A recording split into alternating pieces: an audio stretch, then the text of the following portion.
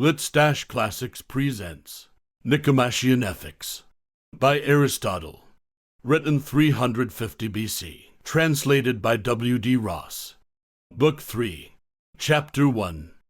Since virtue is concerned with passions and actions, and on voluntary passions and actions praise and blame are bestowed, on those that are involuntary pardon, and sometimes also pity. To distinguish the voluntary and the involuntary is presumably necessary for those who are studying the nature of virtue, and useful also for legislators with a view to the assigning both of honors and of punishments. Those things, then, are thought involuntary, which take place under compulsion or owing to ignorance. And that is compulsory of which the moving principle is outside, being a principle in which nothing is contributed by the person who is acting or is feeling the passion, e.g., if he were to be carried somewhere by a wind, or by men who had him in their power.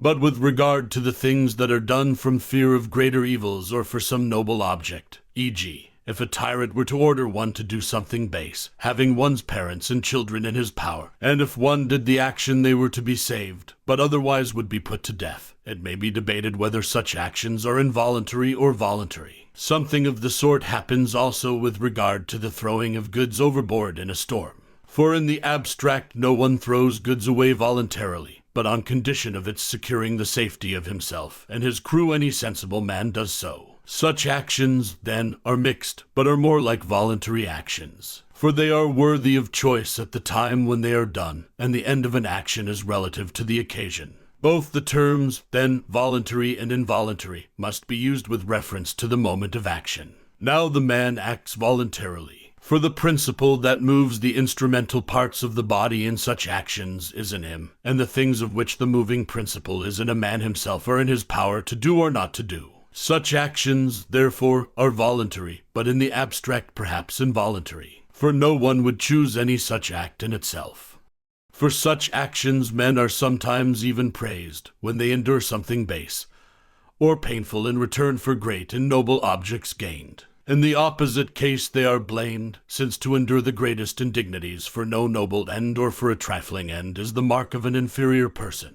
On some actions praise indeed is not bestowed, but pardon is, when one does what he ought not under pressure which overstrains human nature, and which no one could withstand. But some acts, perhaps, we cannot be forced to do, but ought rather to face death after the most fearful sufferings. For the things that forced Euripides Alcmaeon to slay his mother seem absurd. It is difficult sometimes to determine what should be chosen at what cost, and what should be endured in return for what gain, and yet more difficult to abide by our decisions. For as a rule what is expected is painful, and what we are forced to do is base, whence praise and blame are bestowed on those who have been compelled or have not.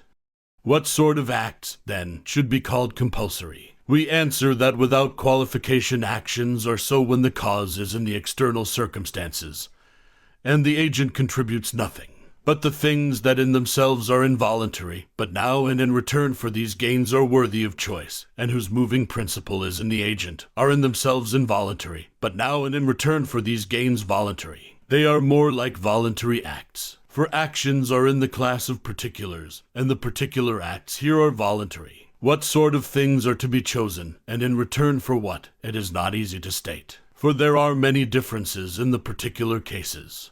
But if someone were to say that pleasant and noble objects have a compelling power, forcing us from without, all acts would be for him compulsory. For it is for these objects that all men do everything they do. And those who act under compulsion and unwillingly act with pain, but those who do acts for their pleasantness and nobility do them with pleasure. It is absurd to make external circumstances responsible, and not oneself, as being easily caught by such attractions, and to make oneself responsible for noble acts, but the pleasant objects responsible for base acts. The compulsory, then, seems to be that whose moving principle is outside, the person compelled contributing nothing.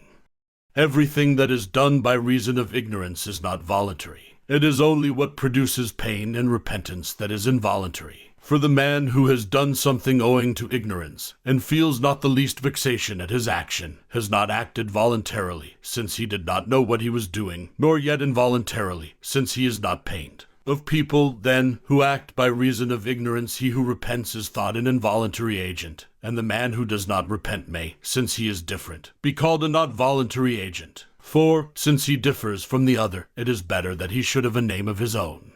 Acting by reason of ignorance seems also to be different from acting in ignorance. For the man who is drunk or in a rage is thought to act as a result not of ignorance, but of one of the causes mentioned, yet not knowingly but in ignorance.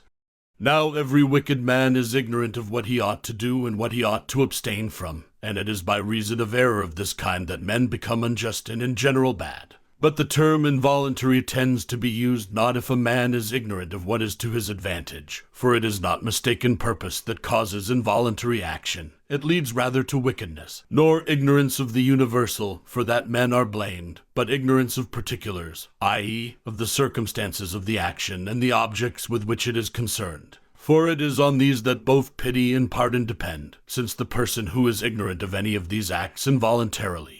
Perhaps it is just as well, therefore, to determine their nature and number. A man may be ignorant, then, of who he is, what he is doing, what or whom he is acting on, and sometimes also what, e.g., what instrument he is doing it with, and to what end, e.g., he may think his act will conduce to some one's safety, and how he is doing it, e.g., whether gently or violently. Now of all of these no one could be ignorant unless he were mad, and evidently also he could not be ignorant of the agent. For how could he not know himself? But of what he is doing a man might be ignorant, as for instance people say it slipped out of their mouths as they were speaking, or they did not know it was a secret, as Aeschylus said of the mysteries, or a man might say he let it go off when he merely wanted to show its working, as the man did with the catapult. Again, one might think one's son was an enemy, as Merope did, or that a pointed spear had a button on it, or that a stone was pumice stone.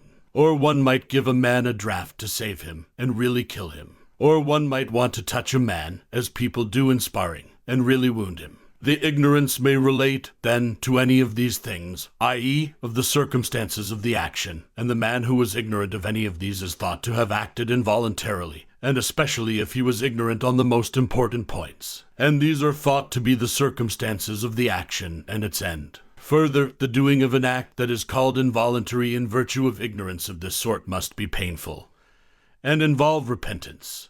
Since that which is done under compulsion or by reason of ignorance is involuntary, the voluntary would seem to be that of which the moving principle is in the agent himself, he being aware of the particular circumstances of the action. Presumably acts done by reason of anger or appetite are not rightly called involuntary. For in the first place, on that showing none of the other animals will act voluntarily, nor will children. And secondly, is it meant that we do not do voluntarily any of the acts that are due to appetite or anger, or that we do the noble acts voluntarily and the base acts involuntarily? Is not this absurd, when one and the same thing is the cause? But it would surely be odd to describe as involuntary the things one ought to desire. And we ought both to be angry at certain things and to have an appetite for certain things, e.g., for health and for learning. Also, what is involuntary is thought to be painful, but what is in accordance with appetite is thought to be pleasant. Again, what is the difference in respect of involuntariness between errors committed upon calculation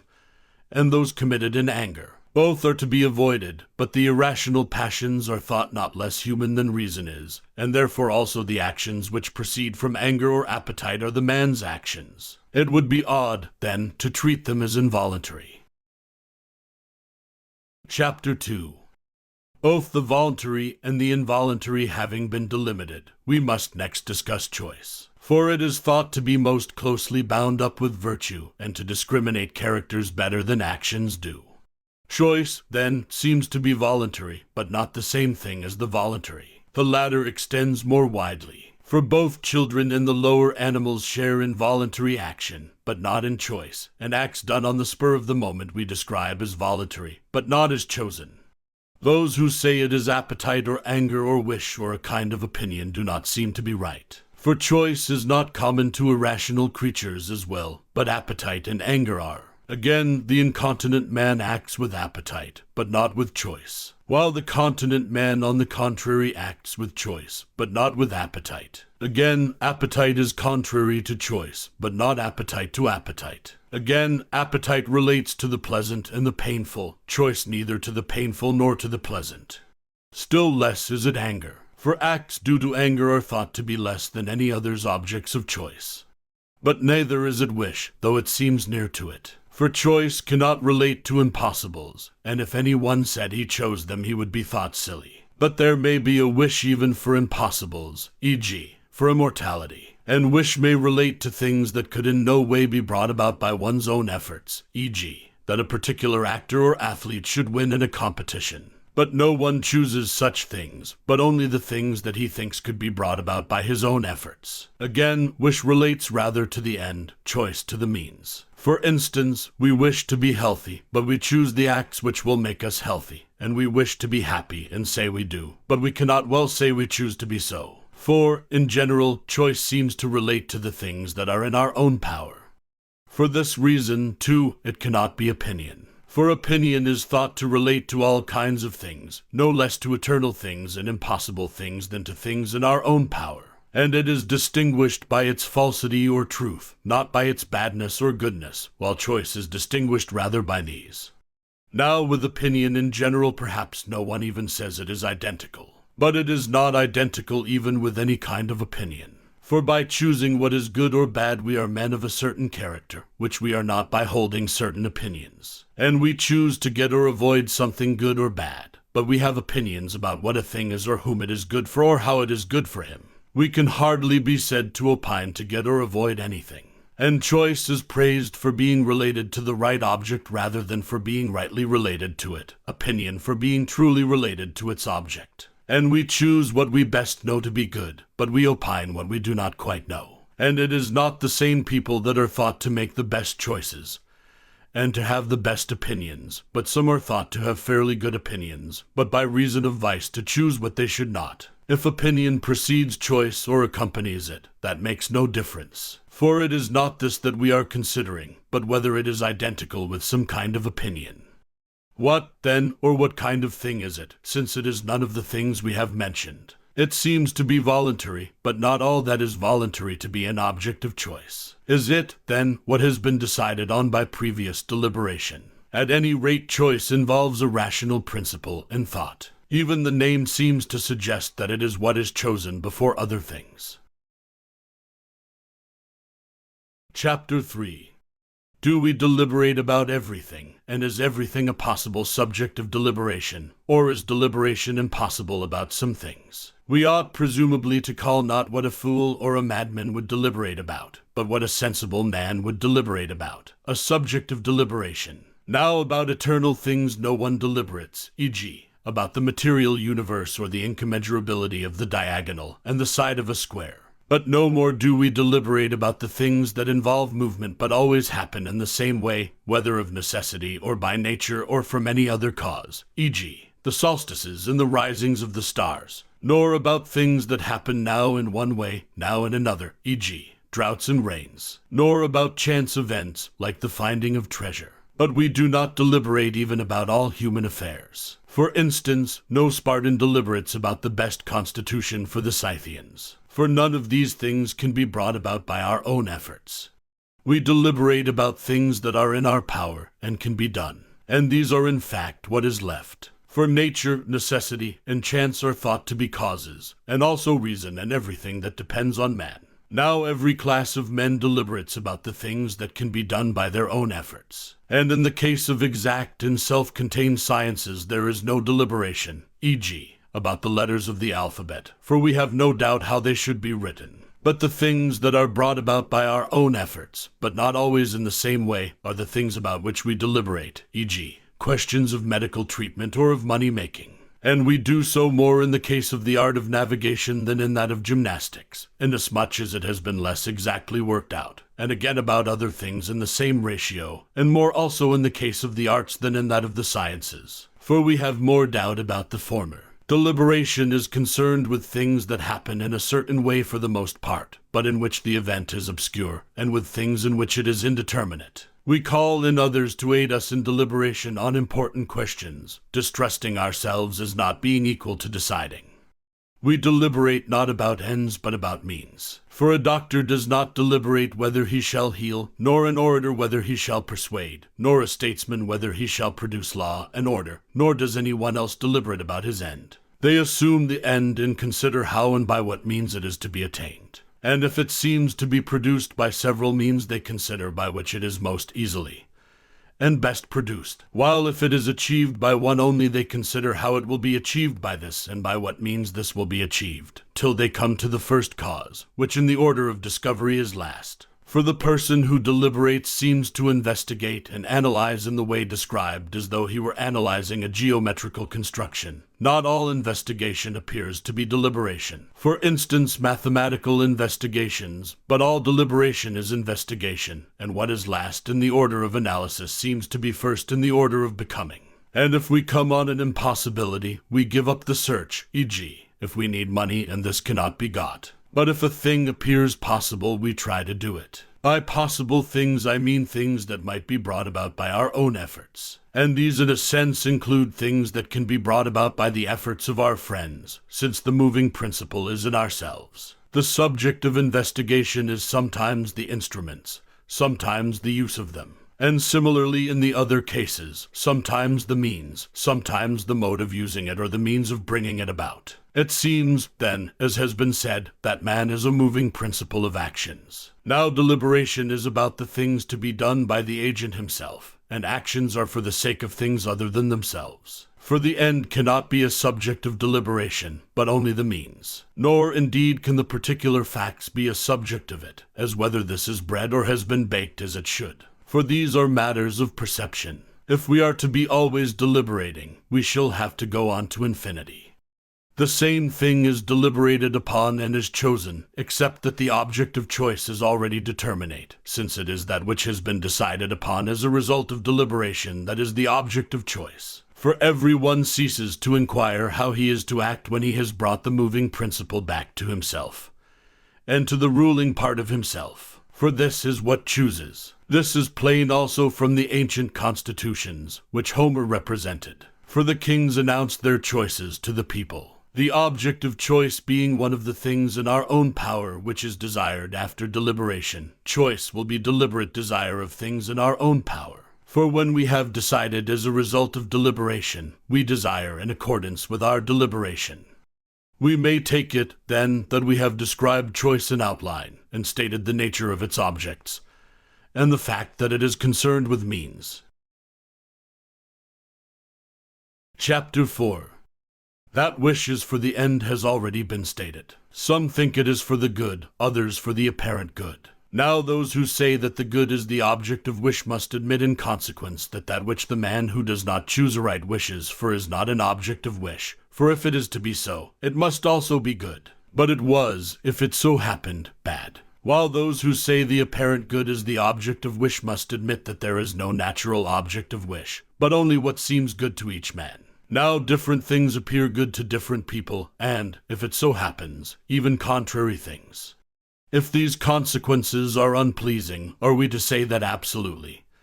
And in truth the good is the object of wish, but for each person the apparent good. That which is in truth an object of wish is an object of wish to the good man, while any chance thing may be so the bad man. As in the case of bodies also the things that are in truth wholesome are wholesome for bodies which are in good condition, while for those that are diseased other things are wholesome, or bitter or sweet or hot or heavy, and so on. Since the good man judges each class of things rightly, and in each the truth appears to him. For each state of character has its own ideas of the noble and the pleasant, and perhaps the good man differs from others most by seeing the truth in each class of things, being as it were the norm and measure of them. In most things the error seems to be due to pleasure, for it appears a good when it is not. We therefore choose the pleasant as a good, and avoid pain as an evil.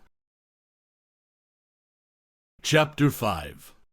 The end, then, being what we wish for, the means what we deliberate about and choose. Actions concerning means must be according to choice, and voluntary. Now the exercise of the virtues is concerned with means. Therefore virtue also is in our own power, and so too vice. For where it is in our power to act, it is also in our power not to act, and vice versa. So that, if to act, where this is noble, is in our power, not to act, which will be base, will also be in our power, and if not to act, where this is noble, is in our power, to act, which will be base, will also be in our power. Now if it is in our power to do noble or base acts, and likewise in our power not to do them, and this was what being good or bad meant, then it is in our power to be virtuous or vicious. The saying that no one is voluntarily wicked nor involuntarily happy seems to be partly false, and partly true. For no one is involuntarily happy, but wickedness is voluntary. Or else we shall have to dispute what has just been said, at any rate, and deny that man is a moving principle or begetter of his actions as of children. But if these facts are evident and we cannot refer actions to moving principles other than those in ourselves, the acts whose moving principles are in us must themselves also be in our power, and voluntary.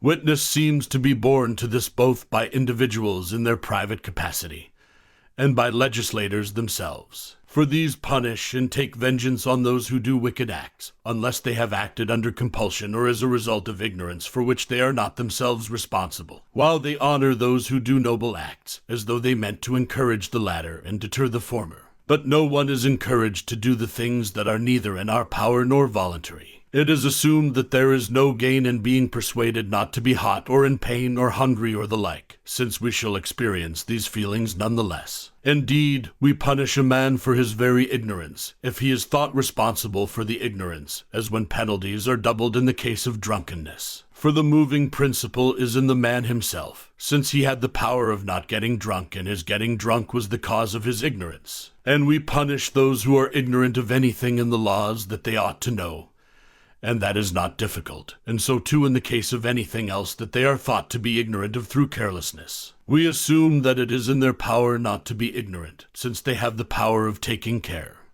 But perhaps a man is the kind of man not to take care. Still they are themselves by their slack lives responsible for becoming men of that kind, and men make themselves responsible for being unjust or self-indulgent, in the one case by cheating and in the other by spending their time in drinking bouts, and the like. For it is activities exercised on particular objects that make the corresponding character. This is plain from the case of people training for any contest or action. They practice the activity the whole time. Now not to know that it is from the exercise of activities on particular objects that states of character are produced is the mark of a thoroughly senseless person. Again, it is irrational to suppose that a man who acts unjustly does not wish to be unjust, or a man who acts self-indulgently to be self-indulgent. But if without being ignorant a man does the things which will make him unjust, he will be unjust voluntarily. Yet it does not follow that if he wishes he will cease to be unjust and will be just. For neither does the man who is ill become well on those terms. We may suppose a case in which he is ill voluntarily, through living incontinently and disobeying his doctors. In that case it was then open to him not to be ill, but not now, when he has thrown away his chance, just as when you have let a stone go it is too late to recover it.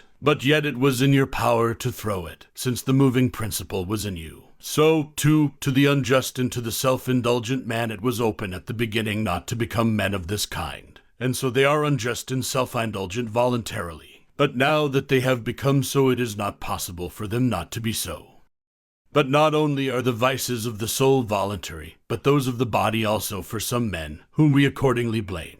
While no one blames those who are ugly by nature, we blame those who are so owing to want of exercise and care. So it is, too, with respect to weakness and infirmity. No one would reproach a man blind from birth or by disease or from a blow, but rather pity him, while everyone would blame a man who is blind from drunkenness or some other form of self-indulgence. Of vices of the body, then, those in our own power are blamed, those not in our power are not. And if this be so, in the other cases also the vices that are blamed must be in our own power.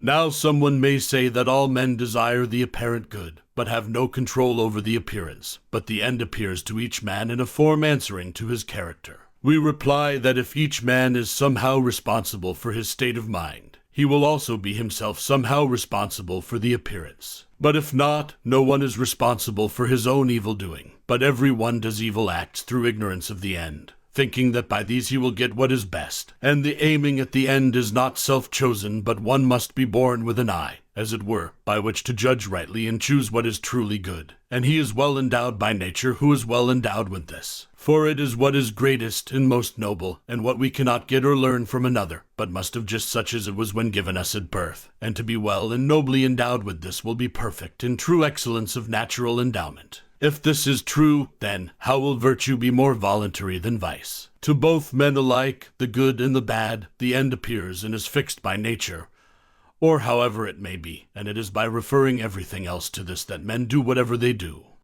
Whether, then, it is not by nature that the end appears to each man such as it does appear, but something also depends on him. Or the end is natural, but because the good man adopts the means voluntarily, virtue is voluntary. Vice also will be none the less voluntary. For in the case of the bad man there is equally present that which depends on himself in his actions, even if not in his end. If, then, as is asserted, the virtues are voluntary, for we are ourselves somehow partly responsible for our states of character, and it is by being persons of a certain kind that we assume the end to be so and so, the vices also will be voluntary, for the same is true of them. With regard to the virtues in general, we have stated their genus in outline, viz., that they are means and that they are states of character, and that they tend, and by their own nature, to the doing of the acts by which they are produced, and that they are in our power and voluntary, and act as the right rule prescribes. But actions and states of character are not voluntary in the same way. For we are masters of our actions from the beginning right to the end, if we know the particular facts. But though we control the beginning of our states of character, the gradual progress is not obvious any more than it is in illnesses. Because it was in our power, however, to act in this way or not in this way, therefore the states are voluntary. Let us take up the several virtues, however, and say which they are and what sort of things they are concerned with and how they are concerned with them. At the same time it will become plain how many they are. And first let us speak of courage. Chapter 6.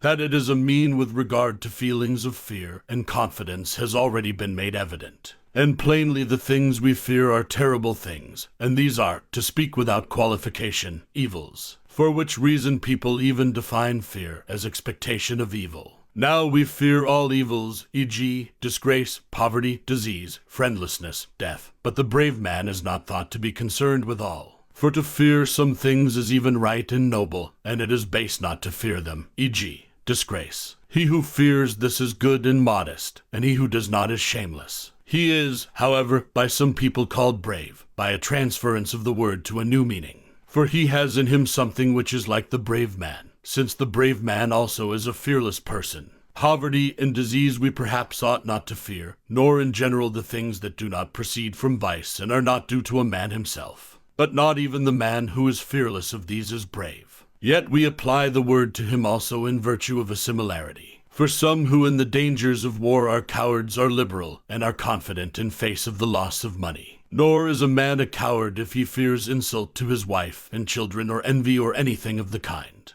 Nor brave if he is confident when he is about to be flogged. With what sort of terrible things, then, is the brave man concerned? Surely with the greatest. For no one is more likely than he to stand his ground against what is awe-inspiring. Now death is the most terrible of all things. For it is the end, and nothing is thought to be any longer either good or bad for the dead. But the brave man would not seem to be concerned even with death in all circumstances, e.g., at sea or in disease. In what circumstances, then? Surely in the noblest. Now such deaths are those in battle, for these take place in the greatest and noblest danger, and these are correspondingly honored in city-states and at the courts of monarchs. Properly, then, he will be called brave who is fearless in face of a noble death, and of all emergencies that involve death. And the emergencies of war are in the highest degree of this kind. Yet at sea also, and in disease, the brave man is fearless, but not in the same way as the seaman. For he has given up hope of safety, and is disliking the thought of death in this shape, while they are hopeful because of their experience. At the same time, we show courage in situations where there is the opportunity of showing prowess, or where death is noble. But in these forms of death neither of these conditions is fulfilled. Chapter 7. What is terrible is not the same for all men. But we say there are things terrible even beyond human strength. These, then, are terrible to every one, at least to every sensible man. But the terrible things that are not beyond human strength differ in magnitude and degree, and so too do the things that inspire confidence. Now the brave man is as dauntless as man may be. Therefore, while he will fear even the things that are not beyond human strength, he will face them as he ought and as the rule directs, for honor's sake. For this is the end of virtue. But it is possible to fear these more or less, and again to fear things that are not terrible as if they were. Of the faults that are committed, one consists in fearing what one should not, another in fearing as we should not, another in fearing when we should not, and so on. And so too with respect to the things that inspire confidence. The man, then, who faces and who fears the right things and from the right motive, in the right way and from the right time, and who feels confidence under the corresponding conditions, is brave. For the brave man feels and acts according to the merits of the case, and in whatever way the rule directs. Now the end of every activity is conformity to the corresponding state of character. This is true, therefore, of the brave man as well as of others. But courage is noble. Therefore the end also is noble. For each thing is defined by its end. Therefore it is for a noble end that the brave man endures and acts as courage directs. Of those who go to excess, he who exceeds in fearlessness has no name. We have said previously that many states of character have no names. But he would be a sort of madman or insensible person if he feared nothing, neither earthquakes nor the waves, as they say the Celts do not. While the man who exceeds in confidence about what really is terrible is rash. The rash man, however, is also thought to be boastful and only a pretender to courage. At all events, as the brave man is with regard to what is terrible, so the rash man wishes to appear. And so he imitates him in situations where he can. Hence also most of them are a mixture of rashness and cowardice. For, while in these situations they display confidence, they do not hold their ground against what is really terrible. The man who exceeds in fear is a coward, for he fears both what he ought not and as he ought not, and all the similar characterizations attached to him. He is lacking also in confidence, but he is more conspicuous for his excess of fear in painful situations. The coward, then, is a despairing sort of person, for he fears everything.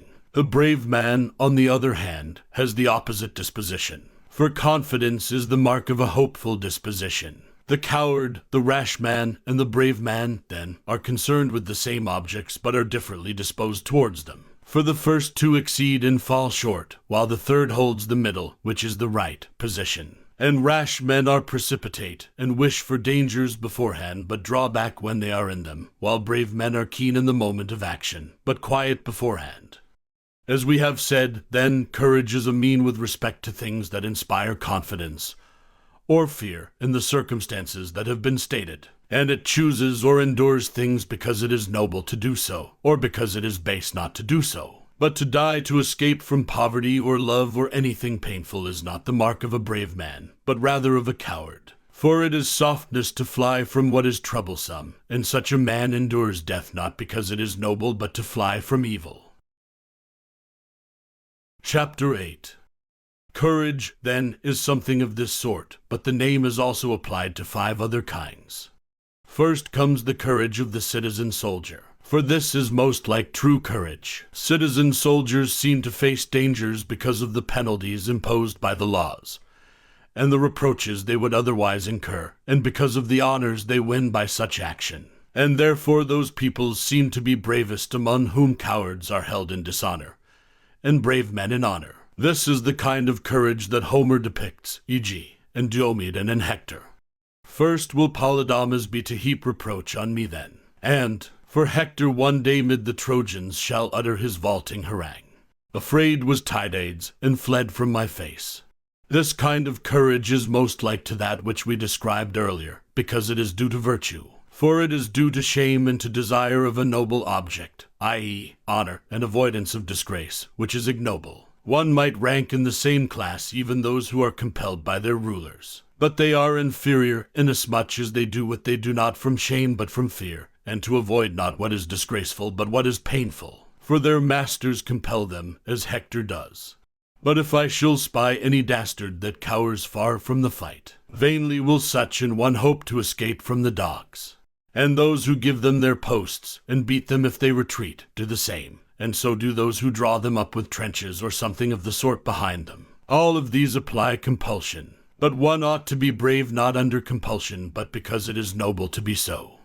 Second, experience with regard to particular facts is also thought to be courage. This is indeed the reason why Socrates thought courage was knowledge. Other people exhibit this quality in other dangers, and professional soldiers exhibit it in the dangers of war.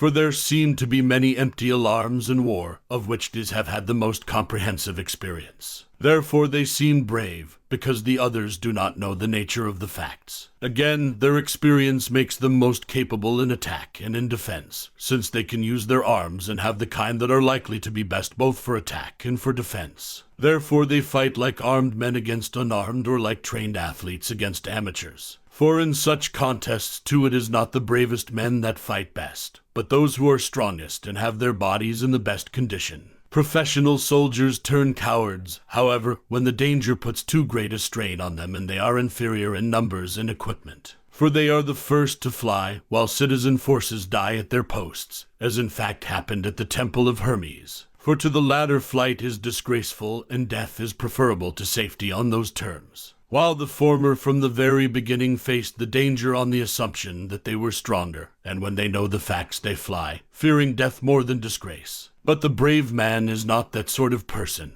Third, passion also is sometimes reckoned as courage. Those who act from passion, like wild beasts rushing at those who have wounded them, are thought to be brave, because brave men also are passionate. For passion above all things is eager to rush on danger, and hence Homer's put strength into his passion, and aroused their spirit in passion, and hard he breathed panting, and his blood boiled. For all such expressions seem to indicate the stirring and onset of passion. Now brave men act for honor's sake, but passion aids them, while wild beasts act under the influence of pain. For they attack because they have been wounded or because they are afraid, since if they are in a forest they do not come near one. Thus they are not brave because, driven by pain and passion, they rush on danger without foreseeing any of the perils, since at that rate even asses would be brave when they are hungry. For blows will not drive them from their food. And lust also makes adulterers do many daring things. Those creatures are not brave, then, which are driven on to danger by pain or passion.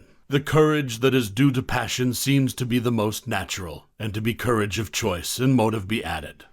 Men, then, as well as beasts, suffer pain when they are angry, and are pleased when they exact their revenge. Those who fight for these reasons, however, are pugnacious but not brave. For they do not act for honor's sake, nor as the rule directs, but from strength of feeling. They have, however, something akin to courage. Fourth, nor are sanguine people brave. For they are confident in danger only because they have conquered often and against many foes. Yet they closely resemble brave men because both are confident. But brave men are confident for the reasons stated earlier, while these are so because they think they are the strongest and can suffer nothing. Drunken men also behave in this way. They become sanguine. When their adventures do not succeed, however, they run away. But it was the mark of a brave man to face things that are, and seem terrible for a man, because it is noble to do so and disgraceful not to do so. Hence also it is thought the mark of a braver man to be fearless, and undisturbed in sudden alarms than to be so in those that are foreseeing. For it must have proceeded more from a state of character, because less from preparation. Acts that are foreseen may be chosen by calculation and rule, but sudden actions must be in accordance with one's state of character. Fifth, people who are ignorant of the danger also appear brave, and they are not far removed from those of a sanguine temper, but are inferior inasmuch as they have no self-reliance while these have. Hence also the sanguine hold their ground for a time. But those who have been deceived about the facts fly if they know or suspect that these are different from what they supposed, as happened to the Argives when they fell in with the Spartans and took them for Sicyonians. We have, then, described the character both of brave men and of those who are thought to be brave. Chapter 9. Though courage is concerned with feelings of confidence and of fear, it is not concerned with both alike, but more with the things that inspire fear. For he who is undisturbed in face of these and bears himself as he should towards these is more truly brave than the man who does so towards the things that inspire confidence. It is for facing what is painful, then, as has been said, that men are called brave. Hence also courage involves pain, and is justly praised. For it is harder to face what is painful than to abstain from what is pleasant. Yet the end which courage sets before it would seem to be pleasant, but to be concealed by the attending circumstances, as happens also in athletic contests. For the end at which boxers aim is pleasant, the crown and the honors, but the blows they take are distressing to flesh and blood, and painful, and so is their whole exertion. And because the blows and the exertions are many, the end, which is but small, appears to have nothing pleasant in it. And so, if the case of courage is similar, death and wounds will be painful to the brave man and against his will, but he will face them because it is noble to do so or because it is base not to do so. And the more he is possessed of virtue in its entirety, and the happier he is, the more he will be pained at the thought of death. For life is best worth living for such a man, and he is knowingly losing the greatest goods, and this is painful. But he is none the less brave, and perhaps all the more so, because he chooses noble deeds of war at that cost. It is not the case, then, with all the virtues that the exercise of them is pleasant, except in so far as it reaches its end. But it is quite possible that the best soldiers may be not men of this sort, but those who are less brave, but have no other good. For these are ready to face danger, and they sell their life for trifling gains. So much, then, for courage. It is not difficult to grasp its nature in outline, at any rate, from what has been said. Chapter 10.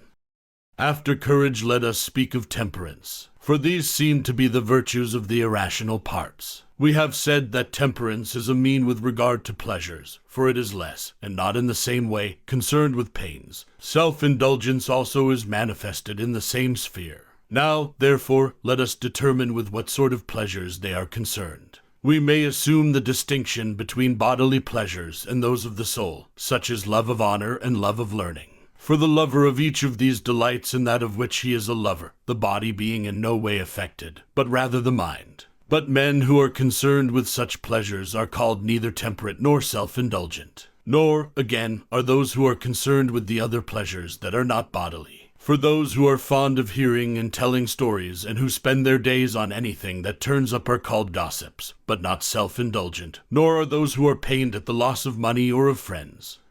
Temperance must be concerned with bodily pleasures, but not all even of these. For those who delight in objects of vision, such as colors and shapes in painting, are called neither temperate nor self-indulgent. Yet it would seem possible to delight even in these either as one should or to excess, or to a deficient degree. And so too is it with objects of hearing. No one calls those who delight extravagantly in music or acting self-indulgent, nor those who do so as they ought temperate. Nor do we apply these names to those who delight in odor, unless it be incidentally. We do not call those self-indulgent who delight in the odor of apples or roses or incense, but rather those who delight in the odor of unguents or of dainty dishes. For self-indulgent people delight in these because these remind them of the objects of their appetite. And one may see even other people, when they are hungry, delighting in the smell of food. But to delight in this kind of thing is the mark of the self-indulgent man. For these are objects of appetite to him.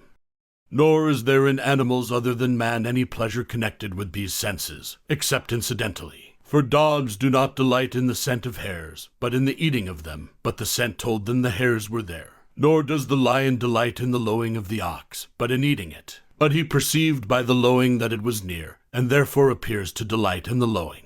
And similarly he does not delight because he sees a stag or a wild goat, but because he is going to make a meal of it. Temperance and self-indulgence, however, are concerned with the kind of pleasures that the other animals share in, which therefore appear slavish and brutish. These are touch and taste. But even of taste they appear to make little or no use. For the business of taste is the discriminating of flavors, which is done by wine tasters and people who season dishes. But they hardly take pleasure in making these discriminations, or at least self-indulgent people do not, but in the actual enjoyment, which in all cases comes through touch, both in the case of food and in that of drink and in that of sexual intercourse. This is why a certain gourmand prayed that his throat might become longer than a crane's, implying that it was the contact that he took pleasure in. Thus the sense with which self-indulgence is connected is the most widely shared of the senses. And self-indulgence would seem to be justly a matter of reproach, because it attaches to us not as men but as animals. To delight in such things, then, and to love them above all others, is brutish. For even of the pleasures of touch the most liberal have been eliminated, e.g., those produced in the gymnasium by rubbing and by the consequent heat. For the contact characteristic of the self-indulgent man does not affect the whole body, but only certain parts. Chapter 11. Of the appetites, some seem to be common, others to be peculiar to individuals. and acquired. E.g., the appetite for food is natural, since everyone who is without it craves for food or drink, and sometimes for both, and for love also, as Homer says, if he is young and lusty. But not every one craves for this or that kind of nourishment or love, nor for the same things. Hence such craving appears to be our very own. Yet it has of course something natural about it. For different things are pleasant to different kinds of people, and some things are more pleasant to every one than chance objects. Now in the natural appetites few go wrong, and only in one direction, that of excess. For to eat or drink whatever offers itself till one is surfeited is to exceed the natural amount, since natural appetite is the replenishment of one's deficiency. Hence these people are called belly gods, this implying that they fill their belly beyond what is right. It is people of entirely slavish character that become like this. But with regard to the pleasures peculiar to individuals, many people go wrong, and in many ways. For while the people who are fond of so and so are so called because they delight either in the wrong things, or more than most people do, or in the wrong way, the self-indulgent exceed in all three ways. They both delight in some things that they ought not to delight in, since they are hateful, and if one ought to delight in some of the things they delight in, they do so more than one ought and than most men do. Plainly, then, excess with regard to pleasures is self-indulgence, and is culpable. With regard to pains one is not, as in the case of courage, called temperate for facing them or self-indulgent for not doing so. But the self-indulgent man is so called because he is pained more than he ought at not getting pleasant things, even his pain being caused by pleasure, and the temperate man is so called because he is not pained at the absence of what is pleasant, and at his abstinence from it. The self-indulgent man, then, craves for all pleasant things or those that are most pleasant, and is led by his appetite to choose these at the cost of everything else. Hence he is pained both when he fails to get them and when he is merely craving for them, for appetite involves pain.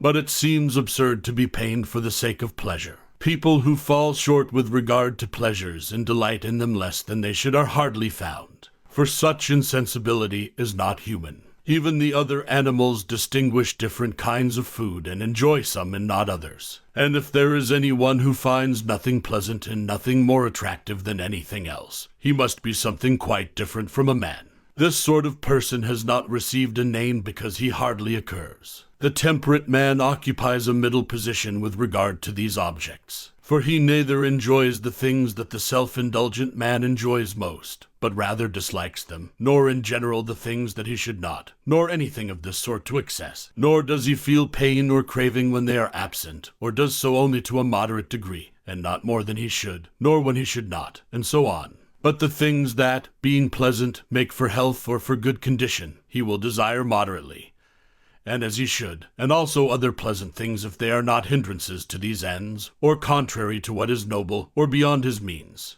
For he who neglects these conditions loves such pleasures more than they are worth. But the temperate man is not that sort of person, but the sort of person that the right rule prescribes. Chapter 12. Self-indulgence is more like a voluntary state than cowardice. For the former is actuated by pleasure, the latter by pain, of which the one is to be chosen and the other to be avoided. And pain upsets and destroys the nature of the person who feels it, while pleasure does nothing of the sort. Therefore self-indulgence is more voluntary. Hence also it is more a matter of reproach. For it is easier to become accustomed to its objects, since there are many things of this sort in life, and the process of habituation to them is free from danger, while with terrible objects the reverse is the case. But cowardice would seem to be voluntary in a different degree from its particular manifestations. For it is itself painless, but in these we are upset by pain, so that we even throw down our arms and disgrace ourselves in other ways. Hence our acts are even thought to be done under compulsion. For the self-indulgent man, on the other hand, the particular acts are voluntary, for he does them with craving and desire. But the whole state is less so, for no one craves to be self-indulgent. The name self-indulgence is applied also to childish faults, for they bear a certain resemblance to what we have been considering. Which is called after which makes no difference to our present purpose. Plainly, however, the later is called after the earlier. The transference of the name seems not a bad one. For that which desires what is base and which develops quickly ought to be kept in a chastened condition, and these characteristics belong above all to appetite and to the child, since children in fact lie at the beck and call of appetite, and it is in them that the desire for what is pleasant is strongest. If, then, it is not going to be obedient and subject to the ruling principle, it will go to great lengths. For in an irrational being the desire for pleasure is insatiable even if it tries every source of gratification, and the exercise of appetite increases its innate force, and if appetites are strong and violent they even expel the power of calculation. Hence they should be moderate and few, and should in no way oppose the rational principle, and this is what we call an obedient and chastened state. And as the child should live according to the direction of his tutor, so the appetitive element should live according to rational principle. Hence the appetitive element in a temperate man should harmonize with the rational principle. For the noble is the mark at which both aim, and the temperate man craves for the things be ought, as he ought, as when he ought, and when he ought, and this is what rational principle directs. Here we conclude our account of temperance. Thank you for listening to Lit Classics presentation of Nicomachean Ethics Book 3 by Aristotle. Please like and subscribe for more essential literature.